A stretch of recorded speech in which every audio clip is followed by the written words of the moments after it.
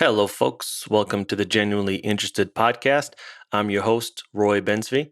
This podcast is an opportunity for me to speak with some of the most interesting people I know, either with amazing talents or achievements, or unbelievable life stories, or just invaluable insights into areas which they have dedicated their lives to studying.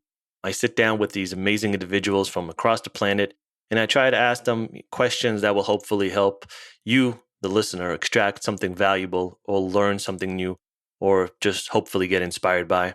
You can find all the episodes for the podcast on all the major podcasting platforms such as iTunes, Spotify, Google, Overcast, iHeartRadio, literally all of them. It's there.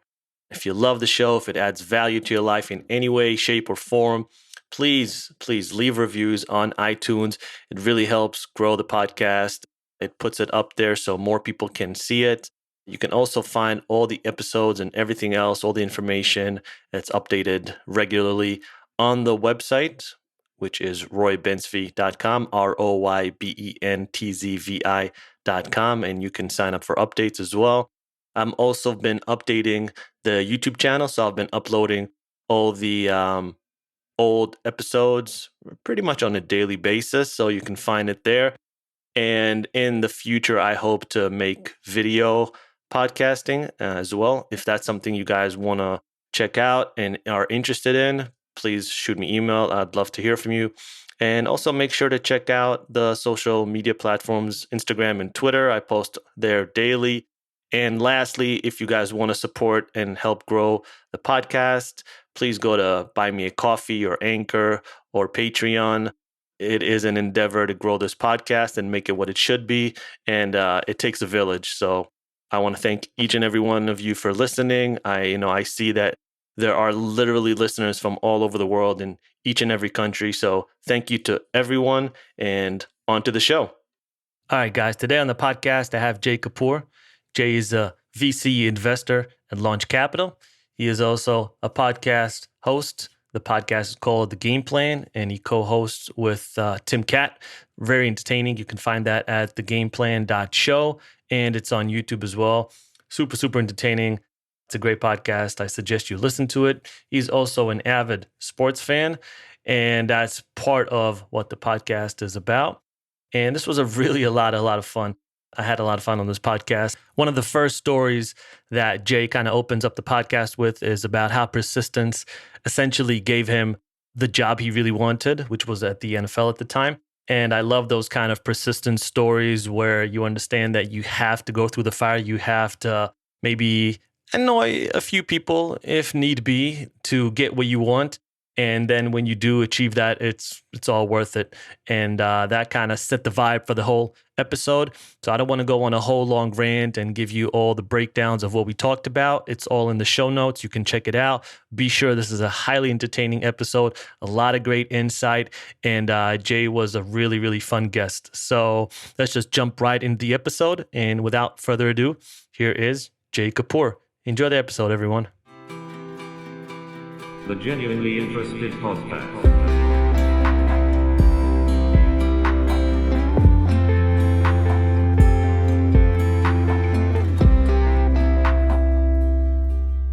Hey, Jay.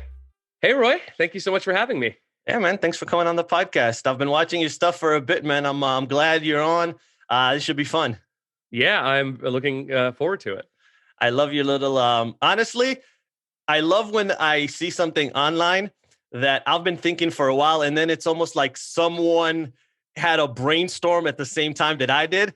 Because I've been, I initially at the beginning of the year, I was loving all the newsletters. And then I got to a point where I was like, okay, it's just, there's too many. I can't keep up with all the content. I can't read it. It's long.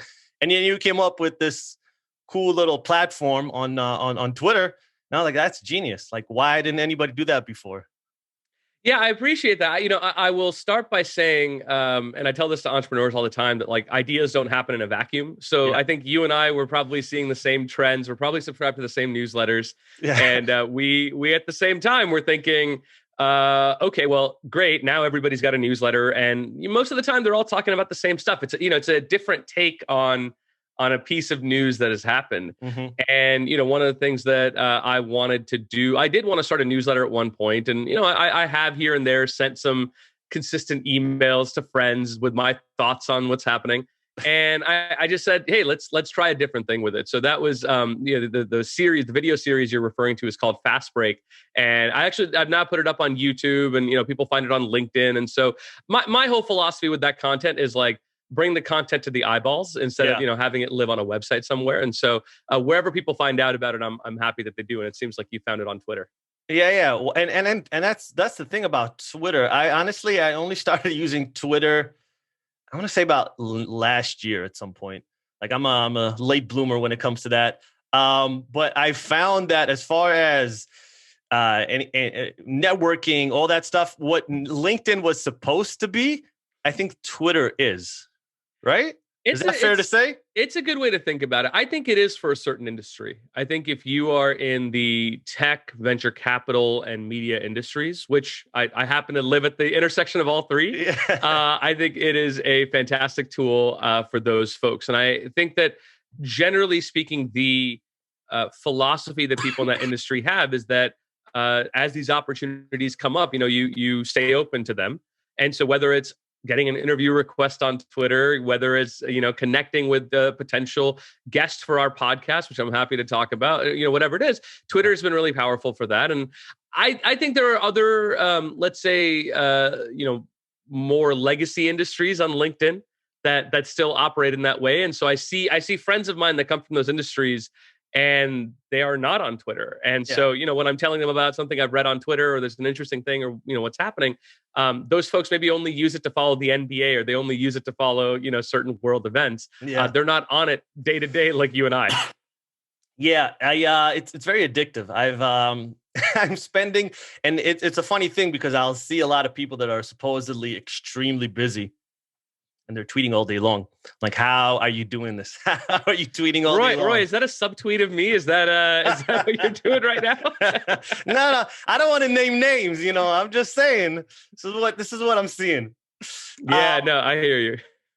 Yeah, maybe give us a little bit of background. How you came to be in the position you're in, and just a little bit of background. Yeah, totally. I will. I'll try to keep my story short. So I have been an early stage investor for close to 5 years now, but actually started my career on the sports and entertainment side. So out of college at Carnegie Mellon in Pittsburgh, studied finance and information technology, and from that point, knew that I wanted to sort of cut my teeth in Wall Street, and so made my way to New York. Was working at an investment bank covering media and entertainment. And while most of my colleagues go on to private equity roles, I wanted to get some operating hands-on experience. And so, was looking at either the film industry or TV.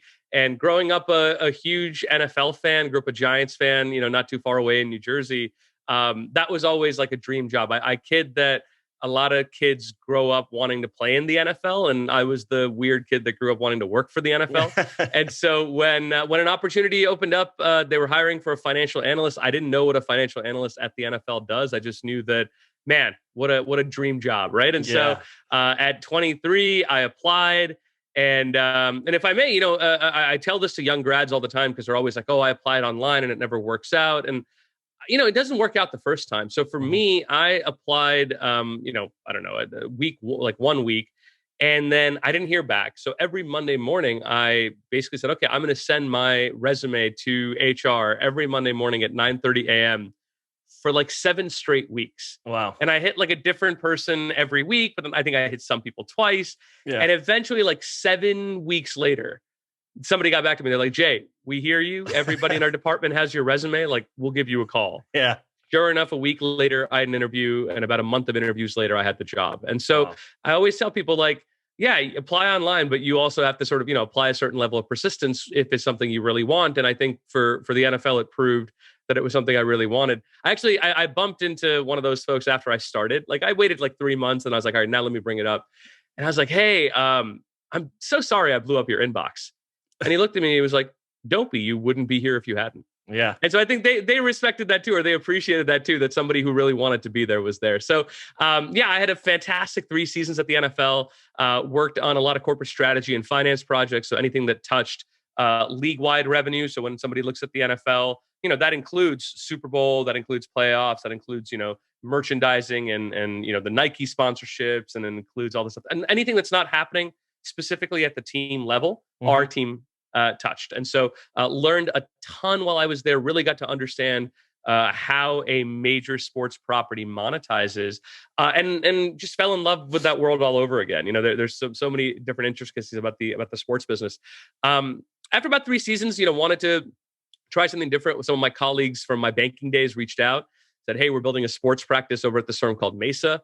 I said, "Awesome. That sounds like a fun and entrepreneurial thing to do." And, reached out, and we ended up working with some really interesting companies like FanDuel, like Topgolf, like the Pro Bowling Association. And we ourselves got acquired at one point. And so post acquisition, I knew I wanted to go the investing route. And that's what I've been doing since. And so I was at Techstars as an investor briefly, helped launch the venture practice at Madison Square Garden. And then most recently was at a firm called LaunchCapital, which was a seed and Series A focused firm here in New York. And so that's really been my journey as an investor. Where my investment interest and thesis lie now has really been focused on this intersection of athletes and celebrities. And I'm happy to talk about it because some of that has evolved out of the podcast that I've been doing for the last year, and the relationships that I've got to build through there. But just this really interesting nexus that we're seeing where folks that are in the entertainment world want to cross over into the technology world. Yeah. And a lot of them have a lot of questions. They're seeing a lot of great deals, but they don't necessarily know if they're great because that's not the background they come from. Yeah. And so for me to be able to be a beacon for some of them that I've gotten to know, that I've gotten to be friends with, I appreciate that role. And, if we like a deal, we're able to co-invest with them, which also gives a really great quality signal, which says, hey, not only am I telling you that you should do this, like I want to do this. And so let's actually, let's get into business together, which I think a lot of them appreciate. I love that NFL story. I feel like a lot of times people, they're not like they go into a certain, they don't know what they want to necessarily do. So they'll spread out and they'll say, you know what, let me send out 12, 15, 20 resumes. I hope something hits. I'm not sure about this. I'm not that. But when you set an intention like you did, saying like, okay, I know I specifically want to go and work here and I'm going to hound them until they accept me. And I feel like that's so admirable in a way, because a lot of times, even if there's a problem with people that they don't go after it because they think, they'll think I'm bothering them, or they think, but like you said, like at the end of the day, when you got there, the guy was like, you wouldn't be here if you wouldn't have done that.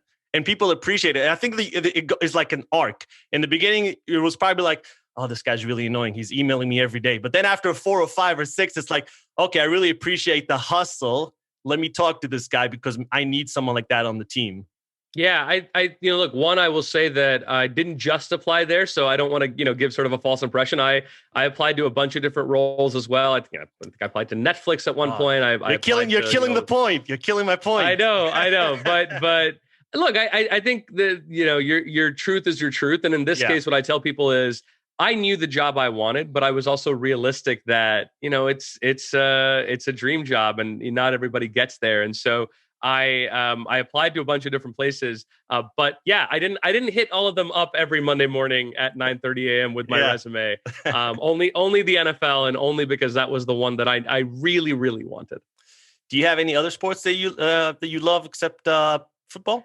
Yeah, I mean, I grew up a huge football fan. Definitely enjoyed playing basketball with my friends and watching basketball. Grew up a Knicks fan. I'm an all New York teams guy, so it's been a rough decade for us, I would say, between the Knicks and the Giants. But grew up a Yankee and Rangers fan as well. So that's sort of been my journey on the sports side. Because as far as for me, sports is especially American sports, I know very little about.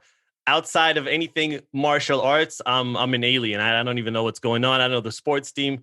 But have you seen, maybe, I don't know if this is something you follow, but have you seen any entrepreneurial endeavors or MMA stars, trying to do that crossover into the business world?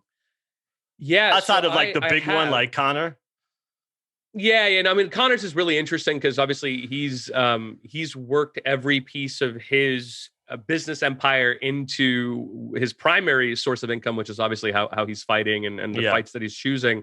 No, I've seen it happen in a couple of different ways. So there's a company that I really love. I'm a user of the product, and regrettably we didn't invest early on when we had the chance.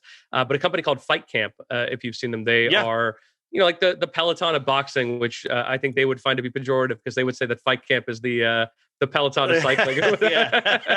But these guys are fantastic, man. They really two smart, hungry entrepreneurs. Khalil and Tommy. Both come from a fighting background and realize that there's a subset of people that enjoy spin class and cycling. Yeah. And then there's folks like me and you that want to get down there and knock out 8 to 10 rounds on a heavy bag. And that's how we get our workout and conditioning. And they've just been building a fantastic product. And I think they've got, because I think Tommy himself is a former U.S. Boxer at the national level. And so I think they've got some other boxers that have been a part of that, either as ambassadors or co-owners or things like that. That's been a really fantastic thing. So I think that's happening on the fight sports and MMA side. I think folks are realizing that they have real influence and power. And that's really, I think, the broader thesis behind my interest in this category, which it didn't start with, how do I get to work with athletes and celebrities, right? I mean, that would be not faulting anybody. I think a lot of people have that. For me, it actually started with looking at my portfolio companies at LaunchCapital and realizing how many of them are struggling with customer acquisition costs. They are, wasting hundreds of thousands of dollars a month on Instagram and Google ads, and it's not converting. And the reason it's not converting is that you're at the mercy of the algorithm. And, there's folks that have real organic followings that are just jumping the line ahead of you because people are actually engaging with them. People don't really want to engage with the ads. We tune out and we filter out these ads. Yeah. And so I said, okay, well, these are really quality products. These entrepreneurs are really fantastic. They're just not breaking through. And fundamentally in venture capital, your outcome is a function of the amount of money you take in. So there are some companies that take in hundreds of millions of dollars and they return hundreds of billions of dollars. Yeah. But those are, the moonshot of moonshot outcomes. Largely speaking, there's a lot of companies that do quite well that exit for a few hundred million, but they didn't raise a lot of money, or maybe they bootstrapped the whole way. And those companies actually are really fantastic investments if you are early enough, if you believe early enough, and if that company grows in a really sustainable way. And so that's how I sort of thought about it, which I said, okay, one option is for this company to go and raise a ton of money. The other option might be for them to work with a celebrity or athlete as the face of their brand. Yeah. And they're able to shortcut the system a little bit instead of having to go that sort of, the hamster wheel of raising money every 12 to 18 months so they can keep acquiring customers. So that's been the interesting thing, whether it's on the fight sports side, on the general athlete side, or even on the broad celebrity side. Do you think for Conor it is his brand, right? He's got the clothing line, he's got the Proper 12, but it's so intertwined and linked to him, right? And I always think, I didn't think this up to the fight that he lost a couple of days ago, where if he, let's say, starts losing, right? Because it's not separate from him. It's part of him. The brand is him. Like, he's the face, he's the voice. Everything is around him. If he starts losing, is that detrimental to the brand as well? Or can they, you think, sustain themselves and live outside of whatever Conor does in the ring? I think it certainly takes a hit. And I think it's a little bit different when you are in an individual sport versus when you are in a team sport. Yeah. So, if I'll use my beloved Knicks as an example. If you're on the Knicks and the Knicks are losing, maybe your brand value to convert isn't there, but there are still millions of diehard Knicks fans that support you and back you. And I think there are millions of diehard Conor fans that are with him no matter what. They like his antics, they like his style, they like that he says what he believes and what he feels, and even if it rubs people the wrong way. And so those people are still going to want to align themselves with the ethos of the brand. I think that's the interesting thing about Conor's line and his personality, is that I think he blurs the sort of the line between athlete and entertainer. Yeah. And that's, I think, because you see a lot of folks in team sports that are starting to do it. The NBA guys that dress in the really colorful things when they're coming, Russell Westbrook and things like that. Yeah, yeah. And that's entertainment, right? What he's doing on the court, that's being an athlete. He's at the top of his game. When he gets off and he's doing the interviews, that's entertainment. Yeah. And so what Connor does so well is that line is almost non-existent. Basically, from the moment he sets foot in the ring, he is now an athlete. And the moment he steps foot, he's back to being an entertainer. And so with him, yeah, maybe if he goes on a massive losing streak, it's not going to be great. But if he's only doing a couple fights a year, then the rest of the time, it's entertainment. Yeah. And so I think he's doing something fantastic from that regard, where he's able to build a real brand for himself around his entertainment value that maybe decouples it from his value in the ring. If that makes sense. Yeah, it does. It does. Yeah, it was just, because like you said, team sports versus individual sports, extremely different, right? You're always going to love the team no matter what. Like if I'm whatever it is, Manchester City or United fan, like I'm always going to love the team and players are going to come and go. But when it's just you, and especially in the sport of MMA, maybe not so much in boxing, it seems like you're only as good as your last fight, right? And Twitter is already coming out with the memes, which are ferocious. So I don't know how people do it so quickly. It's amazing. The internet always wins, but it is, yeah. Like, and I don't, and like he's extremely wealthy. I'm sure he'll be fine. But I just wonder if it is a good branding / business idea to be so intertwined with your brand rather than. I think it is. Because at the end of the day, what folks are looking for is authenticity. Mm-hmm. And that's what we're not getting from endorsers, right? Like we've all grown up with paid athlete endorsement. We've all seen the Gatorade ads. We've all seen the Super Bowl ads. Subway. Yeah. And we're like, great. Like, one, as a fan of that athlete, I'm like, dude, get your bread. Like, go for it, man. Like, I'm happy for you, right? Because you kicked butt for us on the field. You got us a Super Bowl win, all this stuff. I want my favorite athletes to get paid and be successful. But at the same time, I'm not necessarily influenced by their endorsement or their ad, right? And I think that's sort of, there might be some people that are, but I think there is a growing population of folks that has just grown up with this inundated advertising. And they're saying, I don't think this is authentic. And so for me, when we are working with a celebrity talent or, with an athlete, and in some of the investments that I've done, we say, okay, look, why is this brand endemic to this athlete? Why is it something that they would be a customer of or they would live with every single day? And that doesn't necessarily have to be exactly what they're doing, right? Like if you're a basketball player, it doesn't have to be exactly basketball. It can be something that, you do with your family or something that you really believe in, or maybe it is nutrition, but nutrition isn't just about you being an athlete. Yeah. It's about a lifestyle. Maybe it's vegan and plant-based. Well, that's not just about what you do on the court. It's about the lifestyle you live and you lead with your family. There's an actress that has like 15 million followers, and she has nothing to do with cooking. She's never been on Food Network, never been on cooking. She makes these amazing, videos on Instagram Live with her kids where they're making lasagna and they're making this in this pot and this whole thing.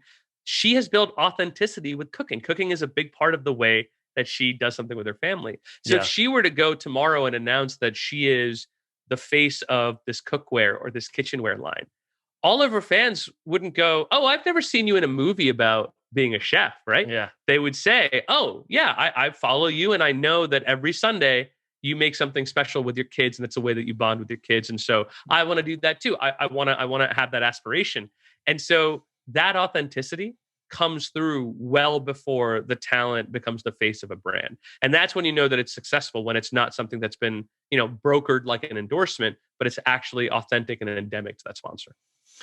Yeah. Authenticity is a funny one. If you think about it, Instagram, Twitter, most of these platforms, especially Instagram, it just started out as a place to share your photos, right? Like, oh, your family can just, friends and family can just follow you and they'll see your travels and your amazing photos of, a croissant and some coffee.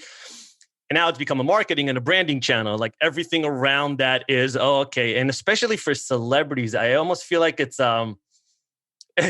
almost unfair right? Like for the common man, like if you want to start something, you have so many hurdles. But if you're a celebrity with 3, 4, 5 million followers, it's extremely easy to monetize that and go into start a podcast or start your own business or start a service or whatever it is that you want to. You already have that massive following, right? It's yeah, it's unbelievable. It's amazing. I just for when just for an example, like when I started this podcast, which I love doing, there's so many hurdles to get in front of eyeballs or earlobes in this matter.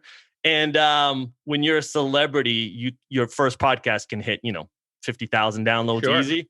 Yeah, it's like it's so hard for us to catch up to them. But Roy, but you're not catching up to them, right?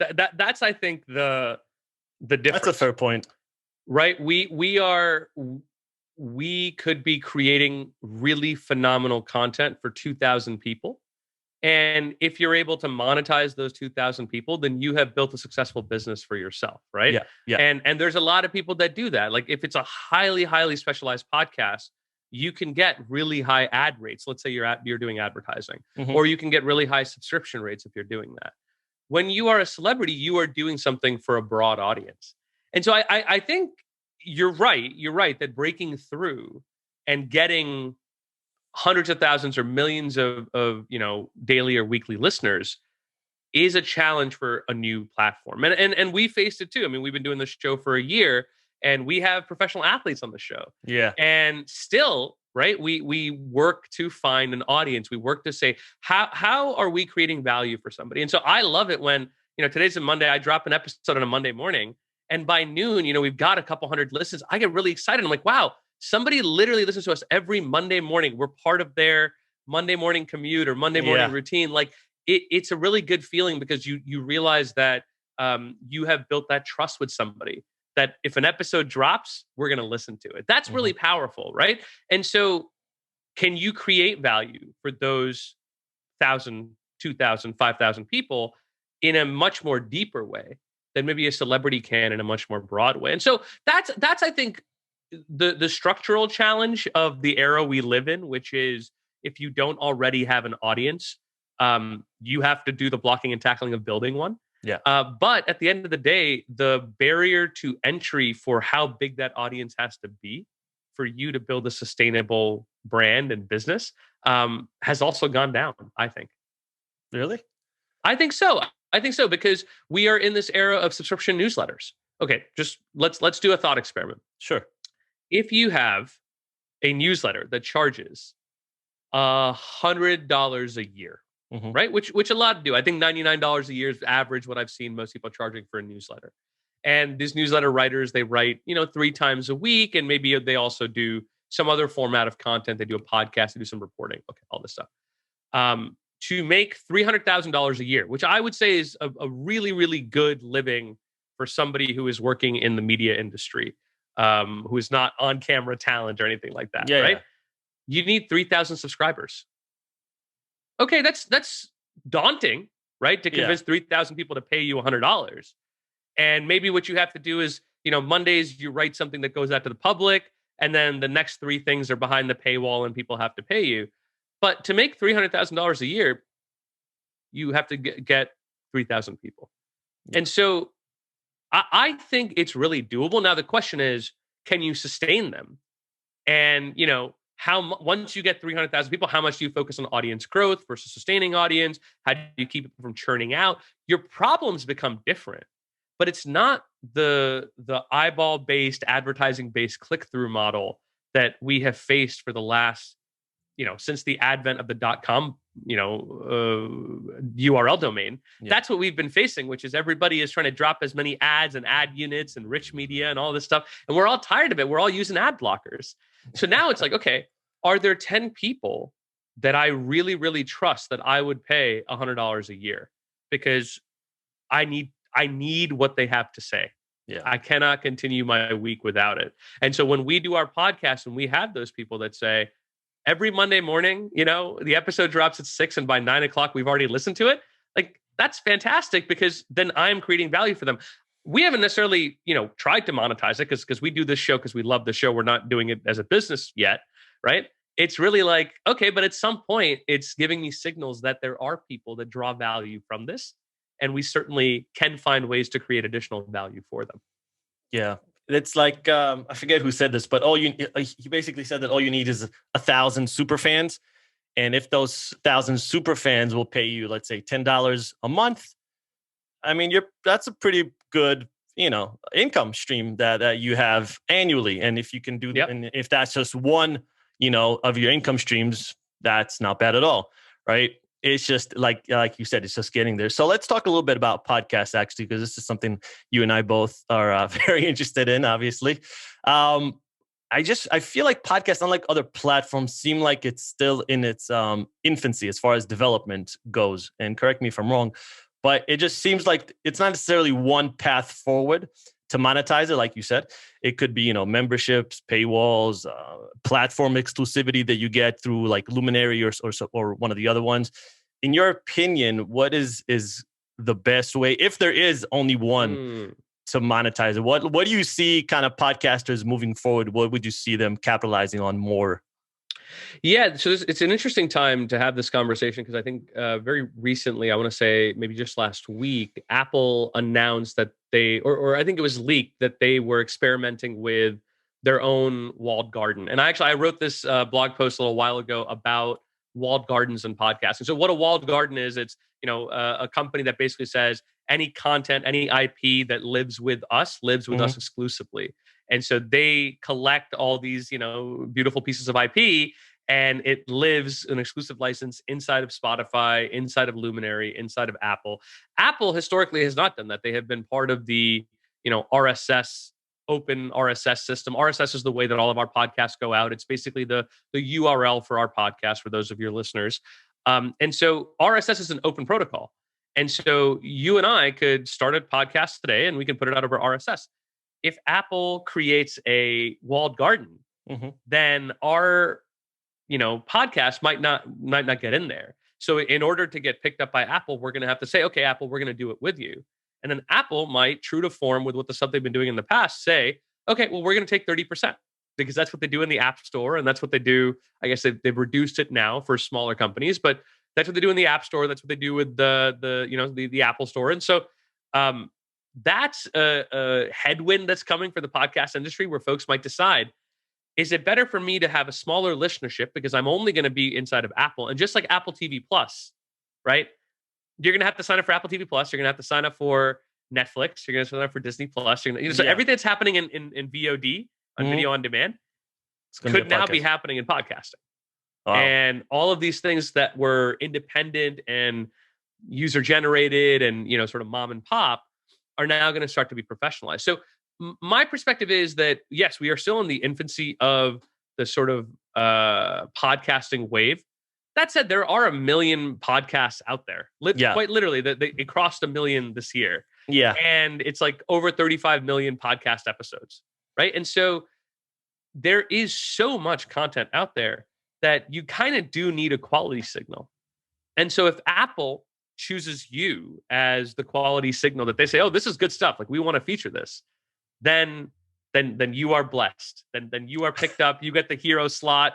You know, when people open up their podcast app, boom, there's Roy, right? And everybody knows that I got to listen to the show because Apple told me I got to listen to it. I think that power that a platform has is really, really powerful. And so it's an interesting dynamic that I think new creators, new content studios are going to want to do. I tend to believe that where we're going to head to is that independent podcasters that are not part of a studio system are going to struggle. Because exactly to the conversation we were having before, it's really hard to develop your own audience independently without a business apparatus around you to, put you in ads in other podcasts, to put you in newsletters, to put you out on the side of buses and billboards. If you're going to have that apparatus, then you're also going to give up some control. Then you don't own 100% of your podcast. You're going to share it with the studio, or you're going to share it with Apple if you are one of Apple's hand chosen, right? So I think that's, from a podcast industry landscape standpoint, I think what's happening. Spotify is an interesting experiment in this. I'm sure you saw with Joe Rogan, last year, the exclusivity. Seems like there's a little trouble in paradise there. We'll see. Yeah. And then obviously they have gone on a acquisition tear with Anchor, Gimlet, The Yeah. Ringer, right? And they've gone through and acquired all these different shows. So Spotify is clearly making a big push in podcasting. I think for them, they look at it, they say it's a $1 billion industry. If we become the de facto player in a $1 billion industry and we grow it to 2 billion, like that's real value for our stock. Apple, meanwhile, I maintain $1 billion is nothing for Apple. Like this company has 100 billion of cash in their balance sheet. So yeah, I mean, it's good. They want to be in podcasting, but it almost feels like to me, they're still figuring out what podcasting should be for them. Is it its own standalone business that just like an app store, they can take a little bit of money off of? And, just like an app store, they're going to feature certain apps that they like and those apps blow up? Or is it a function for them to get new IP and new content that they're going to turn into shows on Apple TV? Because that's also one possibility. Interesting. So that's where I think Apple is at, but I think the broader podcast industry, I think it's the beginning of the end for some of these independent podcasts. Well, that's good news. That's uplifting. What? Because I have wondered for Apple, because they have not done anything on the podcast platform as far as, like you said, original content, analytics for creators, traffic. It's horrific. It's really. It's still in beta version, so I don't even understand how that can be, but it's bad. So it's almost like they created it and they were just like, just keep it in the shed and just let it grow. And yet they're still the default. Happens. Like they're still. I mean, I look at our listens. I think like 62% of our listens still come from Apple Podcasts. Same, which is wild, right? And so I'm sitting there going like, okay, so clearly the power of default is still there. They don't have to invest in their platform. And they're still getting the line. And Spotify's fighting back, and I think they're doing interesting things. Like I saw recently that Spotify Podcast is testing out a feature where you can do a Q&A right through the podcast. So the creators can ask the listeners a question. What do you think of this guest? Or, I don't know. Like I was listening to a movie review podcast, and they're like, what movie should we do next? Right? And they're like, should we do this one or this one? And so that type of direct response is really interesting. Only some subset of listeners is actually going to do that. But if you're driving, you're not going to open up your phone and do a direct response. But it is interesting that Spotify is experimenting with these new direct response tools that Apple, who is still the default app for podcast listening, just doesn't do, doesn't care about. I don't want to say they don't care about it. I'm sure there's somebody internally that cares about it, but they have not made it a priority. No. And I think functionally they have not made it a priority because it is a massive growth opportunity for a company like Spotify. It is not a massive growth opportunity for a company like Apple. And so then you realize whoever is prioritizing it because gaining market share is actually going to be really valuable for one company, whereas it's probably not going to move the needle as much for the other. Yeah. Yeah, it seems like the priorities have shifted in all of these platforms. It used to be about independent creators, about creativity, right? Even Instagram now, they prioritize reels and, they try to sell Patagonia jackets. Twitter is the same thing. And it's like we said in the beginning, it is increasingly more difficult if you are an independent creator that doesn't have a big name, doesn't have a lot of capital behind you, to grow now on any platform. It's extremely, extremely difficult. It's, if you would have started this maybe 5-7 years ago, might have been a lot easier. Also, your ad dollars would have, gone further. Now there's so much competition anywhere you go on any platform. And that's why maybe someplace like Clubhouse is super popular right now, right? Yeah, Clubhouse is an interesting model where it feels like a mix of, talk radio and like a conference call. Like a town hall. Yeah, right. And look, I as somebody who's been on there for a few months, like it's a fun experience, and then I think it can also be a huge time drain because you're sitting here like, I've been here 2 hours. Like, have I actually learned anything? Whereas much time. Right. Whereas I do think with most podcasts, even though it's there's synchronous versus asynchronous, even though with asynchronous, if somebody's putting a podcast out and they generally are a quality content creator, you're like, okay, I am going to learn something from this. Yeah. And I think the thing with Clubhouse, that the trade-off that you sometimes make is like, I might spend 2 hours listening to this room, and yeah, maybe I'm doing the dishes or I'm just like doing yard work as I'm like listening to it. Um, but I may not come away from this having learned a damn thing, having enjoyed something, having heard a freaking story that's interesting. It's all people that are up here like plugging what they do all day.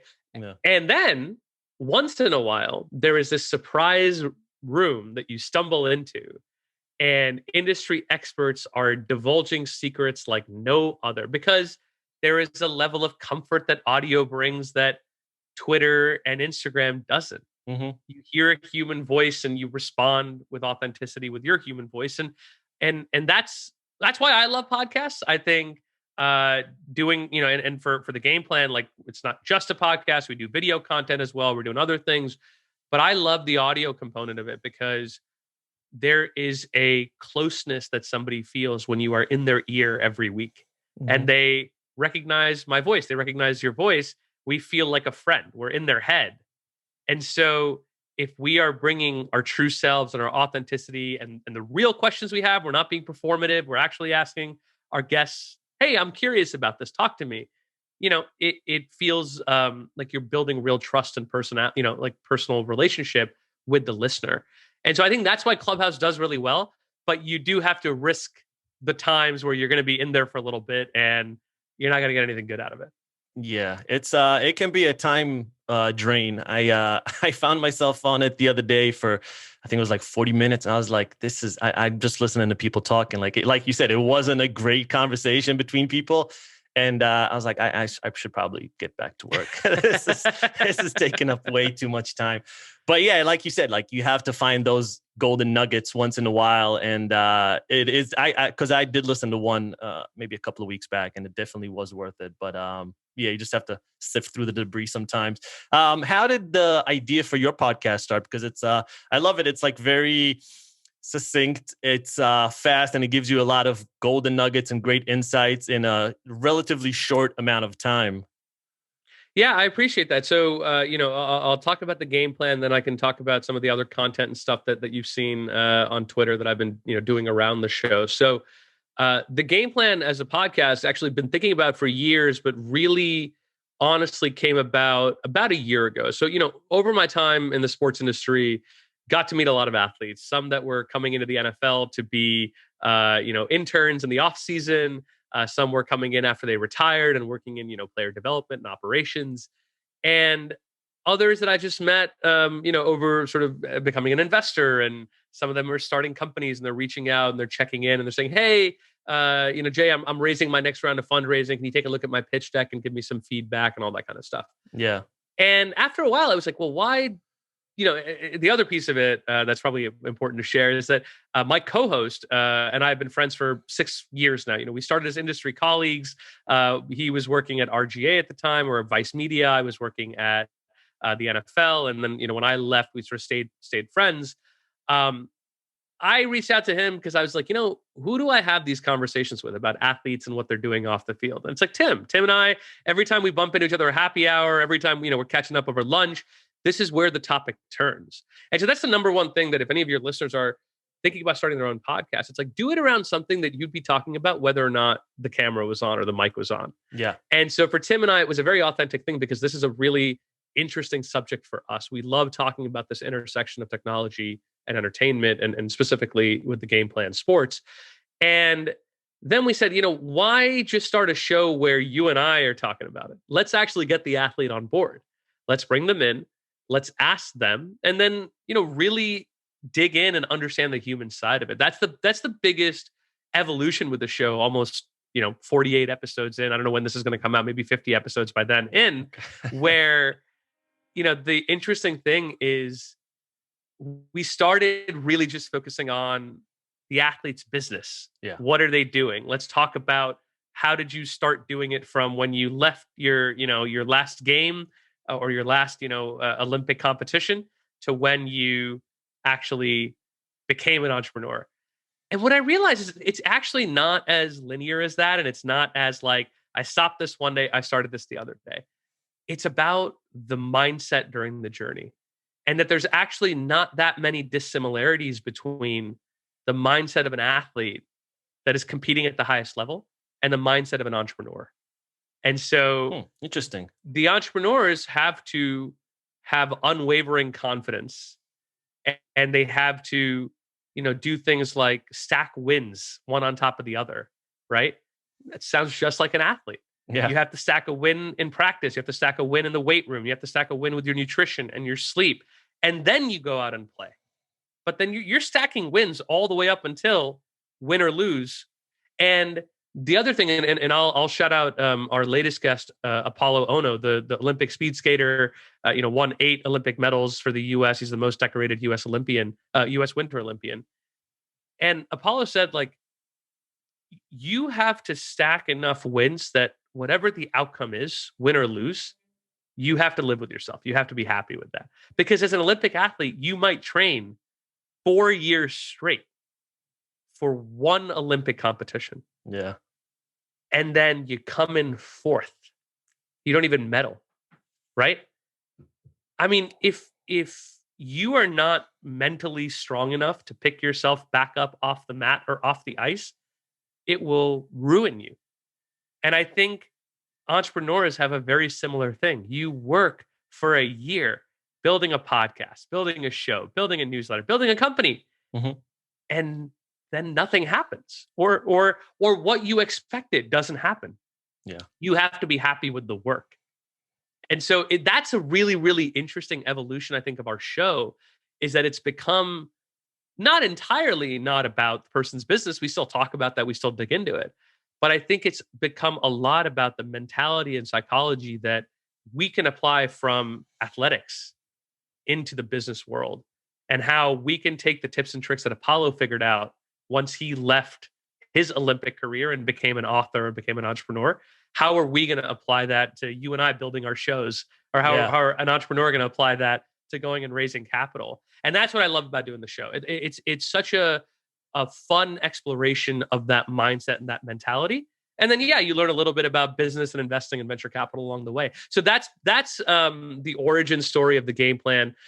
We started recording episodes December of last year. We launched February, a couple of weeks before COVID shut everything down, and we were recording downtown in the studio. And they called us. They're like, "Guys, studio shut down. Everybody's going home." And we started, recording from our supply closets in our houses. but it's been such a fantastic journey, man. And shout out to my co-host Tim, who has just been such a fantastic and fun person to do this whole ride with. But it's been a really, really fun show to do, and something that I think is pretty unique from that perspective, which is, I think, why we have the guests that we do, because they don't have an outlet to come tell that story as they can do with us.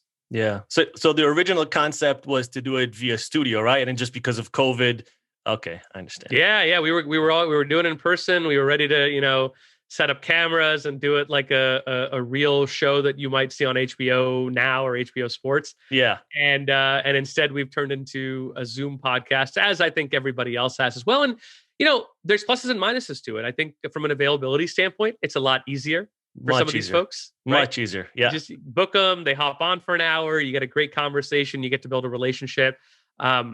Whereas I think if we were doing it in studio, it's a little bit harder to do that. So, blessings in disguise, I guess. Yeah, I naively thought that I would do a sit down initially, because I thought it'd be much better when you sit with someone, you can interact, you can get a sense of how they're feeling, if they're comfortable or not comfortable, all that good stuff.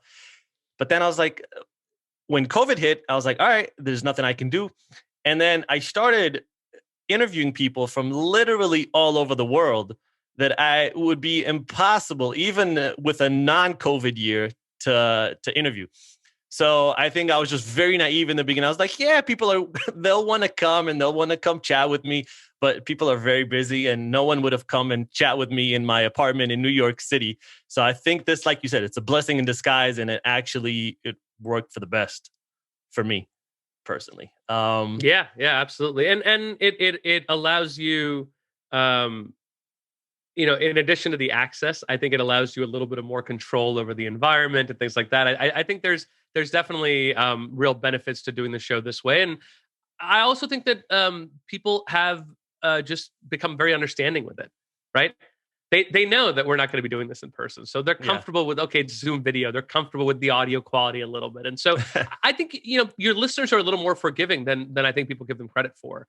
And I've certainly realized that with our show where, sometimes the guest is on the move. They're recording, they like hop into their car because the kids are being loud in the house and they're literally recording from their driveway. Yeah. And it's okay. People still enjoy the episode. They still love it. They love the insights. Maybe the audio quality isn't as crisp, but everybody's understanding these days. Yeah, I think people care more about content than quality nowadays. There's like, for example, and I had this guy on the podcast a few weeks ago, or maybe a month ago, and he travels the world to these remote places that usually people do not go, like Iran or Saudi Arabia or Tajikistan. And he literally goes around with a GoPro, and he's got this human nature to connect with people very well. And he'll drop himself off in the middle of the town and start talking to people. But again, this is just with a GoPro. This isn't like a team of producers and, cinematographers on a highly produced Netflix show. And it's extremely entertaining and it's very good quality. And I found myself sometimes, watching a whole episode of half an hour. So it's just, I think the content is what matters nowadays. That's right. That's right. As far as tech guys, what do you think? This is something I've noticed. I feel like there's been a shift, almost a rebranding of tech guys, where 20 years ago they were geeks and nerds that maybe people didn't really pay attention to. Now they've become millionaire rock stars with massive followings, right? And there's just been a whole paradigm shift when it comes to tech people, I feel. Yeah, well, I think technology has invaded basically every industry that we know and have grown up with. Yeah. And so I think the entrepreneurs that have started those companies have in their own right become celebrities. And it's something I talked about a while ago. I did this talk about athletes getting involved in tech and venture capital.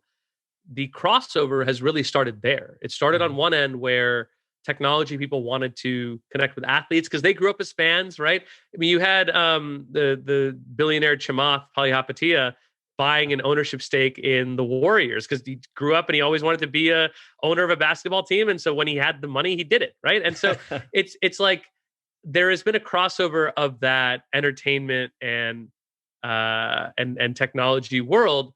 And then I think the second piece of it is that like we live in an era of social media. So whereas historically to learn about an entrepreneur, to learn about a billionaire, to learn about, whoever, you would have to wait for the next issue of Forbes or Fortune magazine.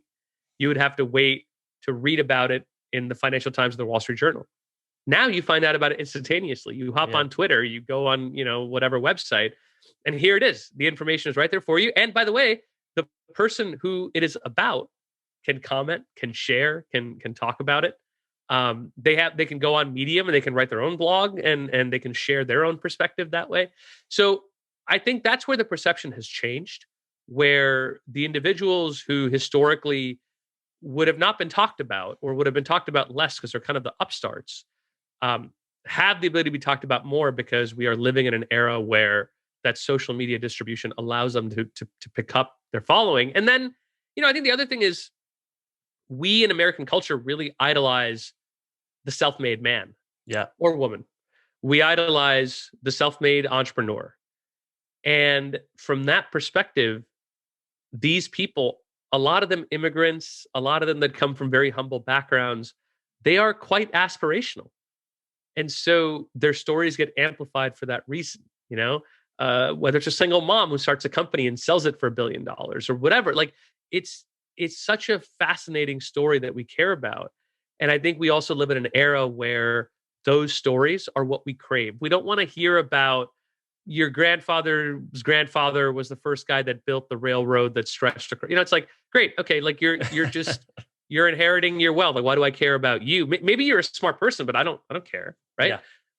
But we care about the person that came to this country with nothing, because it means that if they can do it, there's a path for all of us. And so I think that's the other reason where, because so many of these technology leaders are immigrants, they do come from these, underprivileged backgrounds, but technology has been a great leveling and a great level playing field in some ways, not in all ways, but in some ways, they have been able to rise above those circumstances. It's very inspirational for all of us? So this is an interesting question. A couple of weeks ago, I had Gil Dibner on, who's another angel investor, and we were talking about why there's so many tech companies and unicorns and whatever coming out of Israel, right? Smaller country in the Middle East, but per capita, I think it's number 1 or 2 as far as exits. So super successful, and he gave the reasons why he thinks that happens. I'm interested. Why, in your opinion, does India produce so many entrepreneurs and so many startups? Again, per capita, probably one of the highest in the world. We have 1 billion people, man. You got to stand out in some way. No. I mean, in all seriousness, I think I was born in India and grew up there for a little bit before we moved away, and still have family there, and there is a huge focus on math and science and technology, STEM as we call it here, education, from a very, very early age. And the entrance exams and all of the stuff that you have to go through to get into the top colleges there really prioritized math and science. So sometimes to the detriment of humanities and philosophy studies and things that really help you understand, I know how to do something. Why am I doing it? Why does this need to exist? And so it's a really fascinating exploration, I think, sometimes where you work with an entrepreneur that is very much like, if I can do it, I must do it. Yeah. And then you sort of have to say, like, well, and as somebody who had that education, then came here and has had my high school and college education here, it's interesting to sort of compare those two worlds and see it. I think that the combination of a great STEM education and I think a real, what's the right word? Like, I think making something of yourself, making your family proud. I mean, that's like obviously a big thing that, I saw in my family when we emigrated. I see with a lot of my friends who are immigrants and their families. I think there's a real drive to prove yourself that comes from, and I'll only speak for Indian immigrants because that's who I know, but I think immigrants at large have this, where it's, hey, I'm coming to this country. It is not the country of my birth. It is not the country of my home. I cannot go back empty-handed. I have to prove myself, right? And I think there's 100%. There's something there. And then when you combine that with the really strong basis of a STEM education, you see a lot of these folks that become engineers, become product managers, and then go on to start really fantastic companies. And now become CEOs of I don't know how many of the Fortune 500 are CEO'd by Indian immigrants. And so, I mean, that's something to really feel proud about of my fellow countrymen and my fellow immigrants. Yeah. Even, this is a funny little, but I was watching, I think this was earlier this year, I was watching a documentary about the spelling bee. And there was almost all of them were South Indian from an area in India, which I don't remember the name. But these kids were fucking genius. I didn't know any of the words that they knew how to spell, to pronounce. It's one of those things where I don't really care. But I'm not from this country, so we don't have spelling bees back home. And I was like, who cares about a spelling bee? Honestly, it was fascinating to watch. It was so interesting. So yeah, I love that. It's become a cultural event, man. It's like the Indian Super Bowl. We freaking love it. I love watching it when I see it. It's great. All right, cool. I'll just ask you a final question. What is, in your opinion, what makes a great investor? That is a good question. And I think what makes a great investor more than anything is patience. Regardless of the stage you are investing at. And, and I'll sort of talk broadly, and then I can talk about the stage that I invest at, which is seed and early stage. The biggest challenge as an investor, whether you're in the public markets, whether you are investing in private companies, whether you're investing in real estate, is to feel like you did the wrong thing, to second guess yourself, to understand that, I could have gotten it at a lower price. Why did I buy Bitcoin here and then it went down? I think it's about understanding that you are taking the long view. Mm-hmm. Warren Buffett has this quote where he says, it's not about timing the market. It's about time in the market. Mm. And that's, I think, the biggest challenge that all investors, myself included, face, where we invest and then we worry that our money is not working for us, and we second guess and we micromanage and we try to pull money out and put money in, or figure out what we can do. It's a tough thing. It's a tough thing to have that patience, to take that long view. And that is when I remind myself, when I go and look at the people that I really respect, and I say, they've been doing this longer than you and they're still here, which means that patience did pay off, right? So have that patience. So that's, I think, the broad spectrum of an investor. I would say at the early stage where I invest, I think it's really about identifying the person that is running the company more so than the idea itself. Because I think as we started our call, right, you and I had the same idea at the same time, which is newsletters are, going crazy. There's so many of them. Who's going to read them?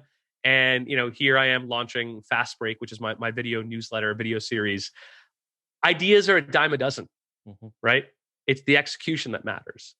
And the people who do that execution of that vision, they matter most of all. And so the number one thing that I think I used to do when I first became an early stage investor is I used to vet the idea. Now I spend the most of my time vetting the person. Do reference calls, people they've worked with in the past, employees that they've had, other startups that they've worked at or worked, and started. And don't just take their success and their word for it, because, sometimes people do get lucky and they end up in the right spot. And sometimes there's people that get very unlucky, but they are really fantastic. We know the story of people who are like, I failed 7 times before my 8th company became $1 billion business. And so I think you have to vet the person, understand, is this somebody I want to be in business with? And especially at the early stage where I invest, where we are going to be an investor in this company for 5 to 8 years, right? It's a long relationship. You have to like the person. Yeah. And that's sometimes, I think, the other struggle that becomes, the era and industry that we live in. These deals move so quickly.